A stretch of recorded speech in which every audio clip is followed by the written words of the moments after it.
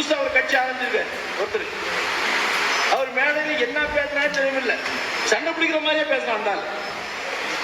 ஒரு மக்களை அவங்க கிட்ட தன்னுடைய எண்ணத்தை தெரிவிக்கிறதுக்கு சண்டையை பிடிக்க முடியும். இன்னைக்கு நீங்க கட்சியில் சேர்றீங்க, உங்களை அன்பா தானே வரவேற்கணும், பாசமா தானே வரவேற்கணும், உங்களை அன்பா தானே அரவணைக்கணும். உங்ககிட்ட சண்டை பிடிக்கிற மாதிரி பேசுறேன், என்ன இருந்தாலும் இப்படி பேசுறான் அப்படிதான் நினைப்பீங்க. அது மாதிரிதான் ஒரு ஆள் பேசிட்டு இருக்கிறான். அந்த பேசுறதா சொன்னாரு கருணாநிதி தீய சக்தி, தீய கட்சி, நாங்க தூய்மையான கட்சினர். என்ன தூய்மையான கட்சி? நீ எப்படி தூய்மையான கட்சி ஆக முடியும்? நீ எப்ப தூய்மையான கட்சின்னு சொன்னா நீ உன்ன ஆட்சிக்கு வரல, உன்னுடைய நடவடிக்கை என்னன்னு தெரியாது. நீ ஆட்சிக்கு வந்த பின்னாடி உன்னை எப்படிப்பட்ட திட்டங்கள் கொண்டு வரன்னு தெரியாது. அந்த திட்டம் கொண்டு வந்த பின்னாடி எவ்வளவு ஒழுக்கமா அந்த திட்டத்தை நிறைவேற்றன்னு சொல்ல முடியாது. ரெண்டாவது, உன்னுடைய கட்சியிலேயே நீ ஆரம்பிக்கும் போது உன்னுடைய ரசிகரோடு ஆரம்பிச்ச, அந்த ரசிகரோடு ஆரம்பிச்சா ஒரு தனித்தன்மை உள்ள கட்சின்னு சொல்லலாம். இன்னைக்கு பல்வேறு கட்சியில இருந்து உன்னோட வந்திருக்காங்க. அப்படி வந்தவங்க யார் தெரியுமா?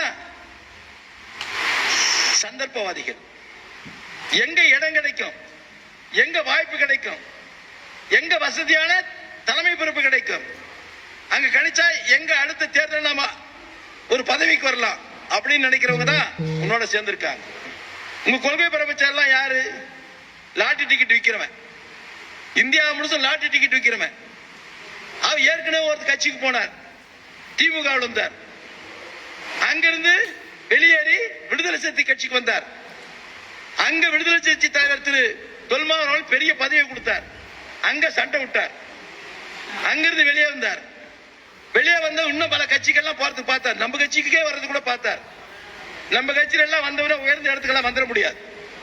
ஏன்னா அது உழைக்கிறவனுக்கு கட்சி, உழைக்கிற கட்சினாலதான் இன்னைக்கு ஒண்ணுமே இல்லாத கிராமப்புறத்தில் இருந்த ஒரு சாதாரண எடப்பாடி பழனிசாமி இந்த கட்சிக்கு போச்சு ஆயிருக்காருன்னா உழைச்சி உழைச்சி உழைச்சி தலைவருடைய நல்ல பேர் வாங்கி அவருடைய உயர்வாலும் அவருடைய எண்ணத்தாலும் தொண்டனுடைய சந்தோஷத்தாலும் இந்த இடத்துக்கு வந்திருக்கிறோம். இங்க யாரெல்லாம் இருக்குன்னா யாருமே திடீர்னு வந்த ஆளும் கிடையாது, உழைச்சி வந்த ஆளு.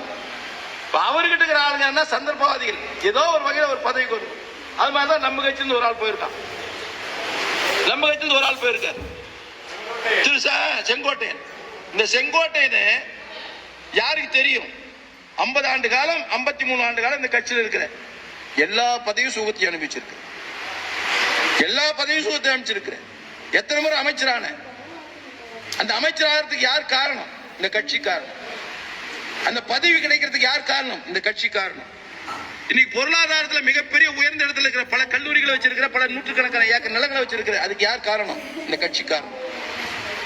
இவ்வளவு வசதி வாய்ப்புகளும் இவ்வளவு பதவி சுகங்களும் அனுபவித்த நீ இந்த கட்சியில இடையூறுகளை செய்த, இடையூறுகளை செய்தனால பொதுச் செயலாளர் கூப்பிட்டு அவருக்கு அறிவுரை சொன்னார், கேட்கல.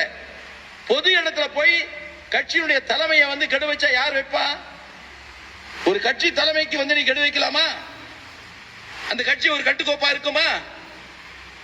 அந்த கட்சி தானா எங்க உடைஞ்சிடல, வேற வழி இல்ல. கட்சியில இருந்து எடுத்தோம் 55 ஆண்டு காலம் 50 ஆண்டு காலம் அனுபவிச்சு நீ அங்க போயிட்டு புரட்சி தலைவர் எம்ஜிஆருக்கு அடுத்து புரட்சி தளபதி விஜய் சொல்ற வெக்கமா இல்ல? இப்படிப்பட்ட கலவையான மக்கள் தான் அந்த கட்சியில் இருக்கிறாங்க. அதனால அவருக்கு ஒரு கருத்தை சொல்றேன், அது தூய்மை கட்சி இல்ல, கலப்பட கட்சி. எப்படி கலப்பட கட்சினா செங்கோட்டம் போயிருக்கிறார், இன்னொரு கட்சியிலிருந்து போயிருக்கிறார். இந்த கட்சியில கொள்கை இல்லாம உங்ககிட்ட வந்திருக்காரு. ஆதவர்ஜினா பல கட்சியிலிருந்து வந்தவர், அங்க போயிருக்காரு. இன்னொரு பிஜேபி இருந்து வந்தாரு, நம்ம கிட்ட வந்தாரு, அப்புறம் இங்க வந்திருக்காரு, அவர் உங்ககிட்ட வந்திருக்காரு. இப்படி எங்க வாய்ப்பு கிடைக்குது என்று சுத்துகின்ற ஒரு கூட்டம் உன்னிடத்தில் வந்திருக்கிறது. நீ ஜாகிரதையா இருக்கணும். நாளைக்கு உன்னையும் காலி பண்ணி வேற தாக்கு போயிடுவாங்க. அப்படியாப்பட்ட ஆள் தான் இருக்காங்க.